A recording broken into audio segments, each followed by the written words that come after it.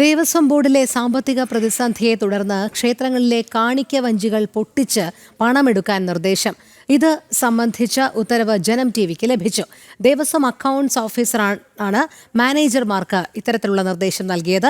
ഉടനടി മുഴുവൻ ക്ഷേത്രങ്ങളിലെയും കാണിക്ക വഞ്ചികൾ പൊട്ടിച്ച് പണമെത്തിക്കാനും നിർദ്ദേശം നൽകി. കാണിക്ക വഞ്ചിയിലെ പണം കൊണ്ട് ഓണത്തിന് ശമ്പളവും ബോണസും നൽകാനാണ് നീക്കം.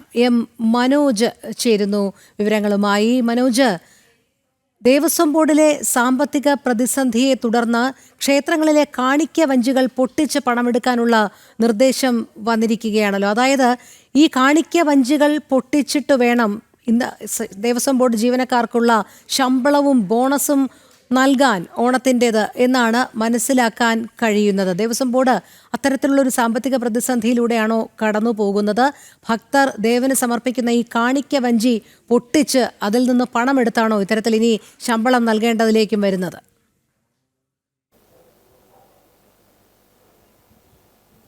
തീർച്ചയായും മുഴുവൻ ക്ഷേത്രങ്ങളിലെയും കാണിക്ക വഞ്ചി പൊട്ടിക്കാനാണ് നിർദ്ദേശം നൽകിയിട്ടുള്ളത്. ഇത് സംബന്ധിച്ച ഉത്തരവ് ദേവസ്വം അക്കൗണ്ട്സ് ഓഫീസറാണ് ഈ മാനേജർമാർക്ക് നൽകിയിട്ടുള്ളത്. അതായത് ഇപ്പോൾ സാമ്പത്തിക പ്രതിസന്ധി കാരണം ഈ ഓണത്തിനുള്ള ബോണസും ശമ്പളവും നൽകാനുള്ള ഒരു ബുദ്ധിമുട്ടുണ്ട്.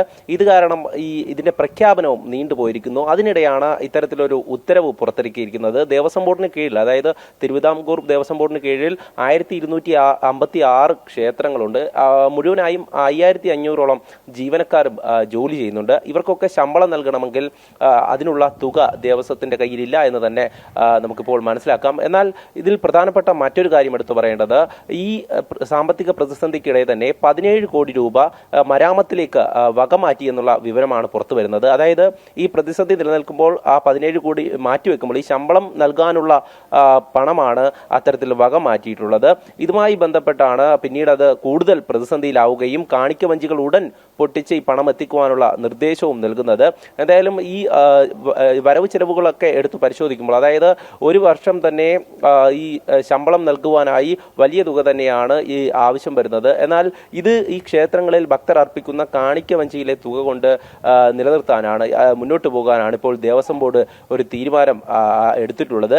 എന്തായാലും ഇത് സംബന്ധിച്ച് കൂടുതൽ വിവരങ്ങൾ പുറത്തു വരികയാണ്. നേരത്തെ ഞാൻ സൂചിപ്പിച്ചതുപോലെ തന്നെ വകമാറ്റി ചിലവഴിച്ചത് ഈ പ്രതിസന്ധിയിലേക്ക് നയിച്ചുവെന്നും നമുക്ക് മനസ്സിലാക്കാം. എന്തായാലും ഈ ശമ്പളം കൊടുക്കുന്നത് പരിശോധിക്കുകയാണെങ്കിൽ 5500 ജീവനക്കാർ, ഈ മുഴുവൻ ജീവനക്കാർക്കും ശമ്പളം നൽകണമെങ്കിൽ 26 കോടി രൂപ ആവശ്യം വരും. അതോടൊപ്പം തന്നെ ഇവരുടെ പെൻഷൻ നൽകണമെങ്കിൽ അതിൽ 14 കോടി രൂപ വേണ്ടി വരും. പങ്കാളിത്ത പെൻഷനായി 1 കോടി രൂപ മാറ്റിവെക്കേണ്ടി വരുന്നു. ഓഫീസുകളുടെ പ്രവർത്തനത്തിന് 4 കോടി രൂപ ചിലവാക്കേണ്ടി വരുന്നു. ആകെ മൊത്തം 45 കോടി രൂപ ഇതിനു മാത്രം ചിലവാക്കേണ്ടി വരുന്നു, ഈ ശമ്പളവും ഓഫീസിന്റെ പ്രവർത്തനവും ഒക്കെയായി. എന്നാൽ പിന്നീട് മറ്റ് ചിലവുകളും വരുന്നു എന്നുള്ളതാണ്. ഇതിനിടെ ഓണം വരുമ്പോൾ ഓണത്തിന് 3000 രൂപ ബോണസും 20000 രൂപ അഡ്വാൻസും കൊടുക്കേണ്ടതുണ്ട്. ഈ സമയത്താണ് ഇതിന് പണമില്ലാതെ വരുന്നത്. അപ്പോൾ ഈ ദേവസ്വം ബോർഡ് കണ്ടെത്തിയ മാർഗം എത്രയും പെട്ടെന്ന് കാണിക്ക വഞ്ചികൾ പൊട്ടിച്ച് മുഴുവൻ പണവും എത്തിക്കുക, അതിൽ നിന്നും ഈ ബോണസും ശമ്പളവും ഒക്കെ നൽകുക എന്നുള്ളതാണ്. അതേസമയം തന്നെ ഇതിന്റെ പ്രഖ്യാപനം നീണ്ടുപോയിരിക്കുന്നു. കാരണം ഈ 17 കോടി വകമാറ്റിയതിനെ തുടർന്ന് പിന്നീട് ഈ തുക ഇല്ലാതെ വന്നതോടുകൂടി തന്നെ ഓണത്തിനുള്ള ബോണസും ശമ്പളവും ഒക്കെ പ്രഖ്യാപിക്കുവാനുള്ള ആ ഒരു സമയം അത് വീണ്ടും നീണ്ടിരിക്കുന്നു. ഇതോടെ തന്നെ ജീവനക്കാർ ആശങ്കയിലായി എന്നുള്ളതാണ്. അതിനുശേഷം മറ്റൊരു കാര്യമുള്ളത്, ഈ കരാറെടുക്കുന്ന, അതായത് ഈ ടെൻഡറുകാരൊക്കെ തന്നെ ഈ കുടിശ്ശിക നിലനിൽക്കുന്നതിനാൽ 3 വർഷത്തോളമുള്ള കുടിശ്ശിക നിലനിൽക്കുന്നുണ്ട്.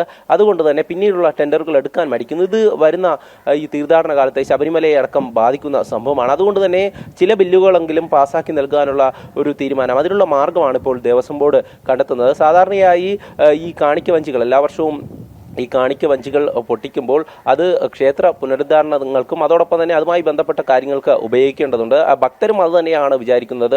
ഓരോ ഭക്തനും അവിടെ പ്രാർത്ഥിച്ചുകൊണ്ട് ക്ഷേത്രത്തിൽ ഈ കാണിക്ക ഇടുമ്പോൾ അവരൊക്കെ ആ ക്ഷേത്രത്തിന്റെ പുനരുദ്ധാരണവും ആ ക്ഷേത്രവുമായി ബന്ധപ്പെട്ട വികസനവും ഒക്കെയാണ് മനസ്സിൽ കരുതുന്നത്. എന്നാൽ ദേവസ്വം ബോർഡ് ഈ തുക എടുത്തുകൊണ്ട് മറ്റു കാര്യങ്ങൾ നടത്തുന്നു എന്നുള്ളതാണ്. അതായത് ജീവനക്കാരെ നിലനിർത്താൻ അല്ലെങ്കിൽ അവർക്ക് കൃത്യമായി ശമ്പളം നൽകാൻ ദേവസ്വം ബോർഡിന് കഴിയുന്നില്ല എന്നുള്ളതാണ് പ്രധാനപ്പെട്ട കാര്യം.